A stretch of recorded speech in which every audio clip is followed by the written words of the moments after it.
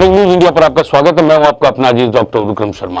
चुनाव में वैसे तो राजस्थान के अंदर भारतीय जनता पार्टी और कांग्रेस का सीधा मुकाबला चल रहा है, लेकिन आरएलपी के हनुमान बेनीवाल इस मुकाबले को त्रिकोणात्मक बनाने की कोशिश कर रहे हैं, यानी बीच में से निकलने की कोशिश कर रहे हैं। और वो किसके वोट काटेंगे किसके नहीं काटेंगे यह तो आने वाला दिन बताएगा, लेकिन यह तो तय है कि आरएलपी किसका खेल बिगाड़ सकती है और किसका नहीं, यह एक महत्वपूर्ण विषय है।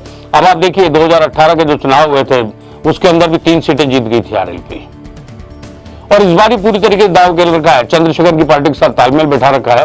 और आप देखिए कि उन इलाकों में अपनी कैंडिडेट्स को खड़ा किया है जो जाति के हिसाब से काफी महत्वपूर्ण रखते हैं भूमिका, और उन्होंने पूरी तरीके से कहने को तो आरएलपी के जो मुखिया हनुमान बेनीवाल कुछ भी कहें, लेकिन उनका पूरा दारोमदार सिर्फ जाट बहुल्य सीटों पर आया है।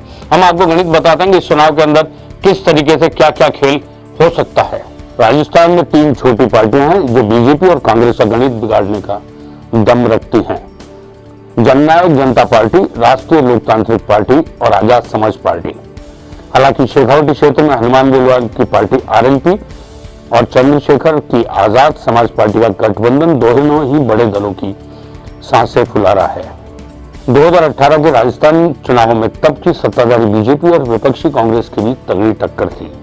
सीटों के हिसाब से कांग्रेस भले ही बीजेपी पर 26 सीट की लीड के साथ सबसे बड़ी पार्टी के रूप में उभरी, लेकिन वोट शेयर के लिहाज से दोनों दलों के बीच अंतर आधे फीसदी वोट का ही था। तब कांग्रेस को 39.8% वोट और 99 सीटों पर जीत मिली थी। बीजेपी का वोट शेयर 39.3% रहा और पार्टी को 73 सीटें मिली थी। हनुमान बेनीवाल ने तब चुनाव कार्यक्रम के ऐलान के बाद अक्टूबर महीने में पार्टी बनाने का ऐलान किया था। नई नवेली आरएलपी तब 2.3% वोट शेयर के साथ 3 सीटें जीतने में सफल रही। कांग्रेस अगर सबसे बड़ी पार्टी उभरने में पूर्ण बहुमत के लिए जरूरी 101 सीट के जादुई आंकड़ों से 2 सीट कम पे रह गई, तो इसमें बेनीवाल की पार्टी का बड़ा रोल था। क्लोज फाइट वाली सीटों के परिणाम पर नजर डालें तो तस्वीर और भी ज्यादा स्पष्ट हो जाती है। राजस्थान विधानसभा की 200 में से 20 सीटें ऐसी थी जहां हार जीत का अंतर 1 से 5000 वोटों के बीच था। 9 सीटों पर हार जीत का फैसला 1000 से भी कम था। दर्जन भर सीट ऐसी थी जहां बेनीवाल की पार्टी को हार जीत के अंतर से अधिक वोट मिले थे। वैसा होता तो ऐसा होता, ऐसा होता तो वैसा होता जैसी बातों का कोई खास मतलब नहीं। फिर भी अगर बेनीवाल की पार्टी नहीं होती तो क्लोज फाइट वाली इन सीटों पर चुनावी ऊंट किसी भी करवट पर बैठ सकता रहा। पिछले चुनाव की तस्वीर को देखकर कहा जा सकता है कि छोटी पार्टियां किंग मेकर बने ना बने, सूबों में सत्ता के समीकरण बदल सकती है। ऐसा इसलिए भी कहा जा रहा है क्योंकि हनुमान बेनीवाल की पार्टी आरएलपी और चंद्रशेखर की पार्टी ने 100 से अधिक सीटों पर उम्मीदवार उतारे हैं। करीब 5 दर्जन सीटें ऐसी है जहां जाट दलित समीकरण निर्णायक साबित हो सकता है। जेजेपी ने भी हरियाणा की सीमा सटे इलाकों की करीब 2 दर्जन सीटों पर उम्मीदवार उतारे हैं। बीजेपी और कांग्रेस दोनों ही पार्टियां जाट मतदाताओं को साधने की जुगत में जुटी है। ऐसे में आरएलपी और चंद्रशेखर गठबंधन के साथ ही जेजेपी की एंट्री ने जाट वोट की लड़ाई का बहुकोणीय बना दिया है। आरएलपी और जेजेपी जैसी पार्टियों ने बीजेपी कांग्रेस के बागियों पर अधिक दाव खेला है। कहा तो यह भी जा रहा है कि बेनीवाल की पार्टी के गठबंधन और जेजेपी जितनी सीटें जीत पाते हैं, इससे अधिक नजर इस बात पर है कि कितनी सीटों पर बीजेपी कांग्रेस का खेल बिगाड़ते हैं। दोनों ही दलों को कुल मिलाकर 6 से 7% वोट मिल गए तो कांग्रेस बीजेपी में से कोई भी पार्टी राजस्थान के सत्ता के नजदीक आ सकती है।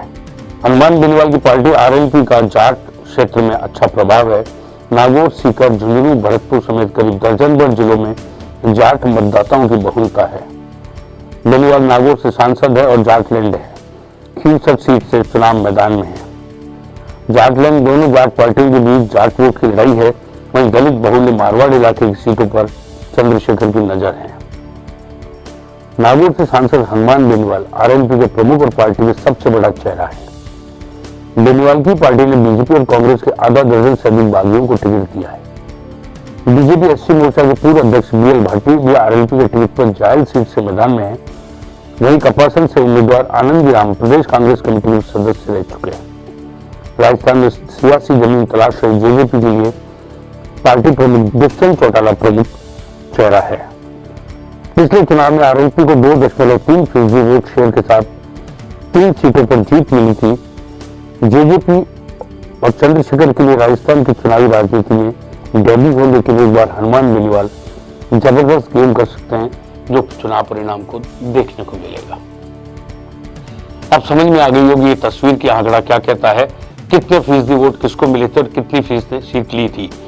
कांग्रेस और बीजेपी ने 2018 के अंदर वोट प्रतिशत का कितना सा अंतर रहा था और उसके कारण ही सरकार को हाथ धोना पड़ा था। इस बार क्या वही गणित दोहराई जाएगी? क्या जिस मकसद से हनुमान बेनीवाल पिछले कई समय से सक्रिय हैं वो उसमें सफल हो पाएंगे? क्या भारतीय जनता पार्टी और कांग्रेस उनके प्लान को चकनाचूर कर सकेगी या अपनी सीटें जीतने में सफल हो सकेगी? ये सब बताएगा आने वाले दिनों में। लेकिन इस बार का चुनाव राजस्थान के अंदर विधानसभा का काफी रोचक है, लेकिन आप इसकी रोचकता को बनाए रखें, कंटेस्ट को और और भी टाइट कर दीजिए। आपका एक एक वोट कीमती है, वोट देने जरूर जाइए।